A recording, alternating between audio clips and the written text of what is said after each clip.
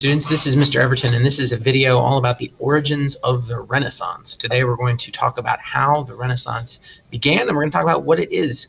And here we have a couple of sad ancient Greek philosophers, Plato and Aristotle. Can't believe that they haven't been talked about since way back in December when we learned about ancient Greece. Nobody in Europe remembers that they exist anymore. But wait, what's that Aristotle says? The Renaissance is about to begin. Tight. The Renaissance was an important cultural era in Europe, and it began in Italy, northern Italy, and then eventually it would spread to the rest of Europe. The Renaissance, just a brief definition, it's kind of hard to define in a few words, but it happened starting around 1300 and went to around 1600. There's no specific day that it happened. And Renaissance is a French word, renaissance, which means rebirth, born again. And what's being born again? Well, as Plato and Aristotle just indicated a moment ago, Greco-Roman culture is being reborn. All of the Greek and Roman achievements that we talked about earlier in the year, that all of the Europeans forgot during the Middle Ages while they were living in filth and trying to scrape out a meager existence for their feudal lords. Greco-Roman culture is now going to return as Europe becomes more affluent, more wealthy. This is going to mean a return of logic and reason, and it's going to mean a focus on individual people and their individual achievements. So we'll talk more about these ideas as we go, but let's talk about where this all came from. One thing that led to the Renaissance was the Crusades. Remember this map over here showing the routes that Europeans took to go try to take back Jerusalem from the Muslims? Well, we talked about one effect of the Crusades being that as Europeans went to the Middle East, they began to want Middle Eastern products. They saw all the spices and trade goods that were available in the Middle East, and they thought they were awesome. And they went back to Europe and they were like, oh my God, you wouldn't believe it. I ate food that had pepper in it and it tasted really good. And all of the Europeans then desired these products. So that led to an increase in trade. Also, Crusaders came back having seen Arabic numerals. Remember, in the Islamic world, they had gotten a number system from India, and this number system led to more complex mathematics like algebra.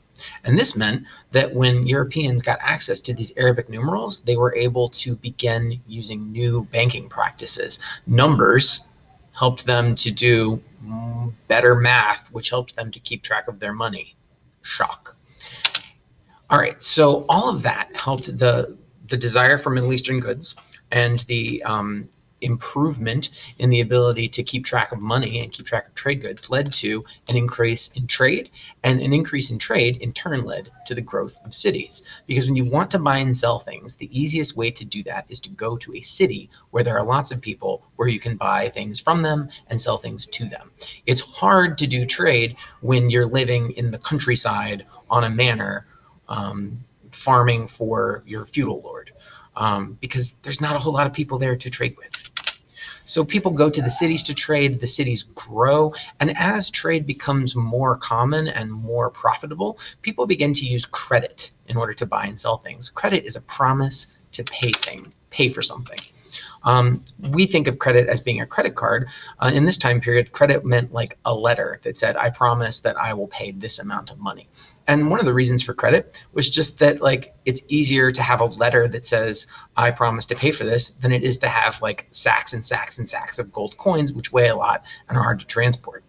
And also, credit led to an increase in the supply of money. So there was even more money available to buy and sell things, which meant the economy grew even more than it would have already.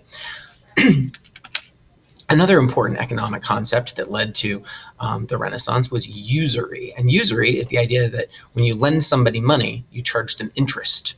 That seems to make sense, right? Usury just is oh, I'm going to lend you some money, I'm not going to just do that out of the goodness of my heart. I want to get something in exchange for it. But the church, the Catholic Church, thought that this was really bad and that this would lead to predatory lending practices. Basically, like bankers were going to take advantage of people and loan them money at an interest rate they couldn't pay back. And so they outlawed it. And people in Italy who wanted to be doing this, bankers, decided that they didn't like the Catholic Church that much and that they were going to do it anyway. So usury, when it was outlawed by the Catholic Church, led the church to lose influence as wealthy Italian merchants decided that they wanted to be making as much money as they possibly could. Again, shock. All right, so all of this led to the development of some key Italian city-states in northern Italy. Here they are on the map, surrounded in red circles, as is my wound. We've got Venice, Genoa, and Florence. And these three Italian city-states were three of the most profitable and wealthy, and they were also three that were incredibly influential during the Renaissance. And they happened to all be located on trade routes. Genoa, you can see here on this map, is located on trade routes which connect Western Europe to Constantinople and North Africa. Venice, also located on trade routes, and Venice is known for its canals. Here you can see a picture of Venice with its famous canals and people riding in them in gondolas. How scenic. Here's a medieval painting of the same thing. Florence is another really important Renaissance city in Italy, which was known for textiles and banking.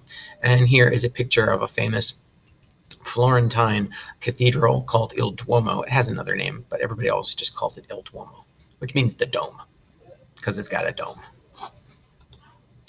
All of these city-states were governed as democratic republics. Remember democratic republics? Rome was a democratic republic. That means that you elect people to make decisions for you. It's a democracy. So democracy is part of the achievement of ancient Greece and ancient Rome, and it's being reborn in Italy. Imagine that.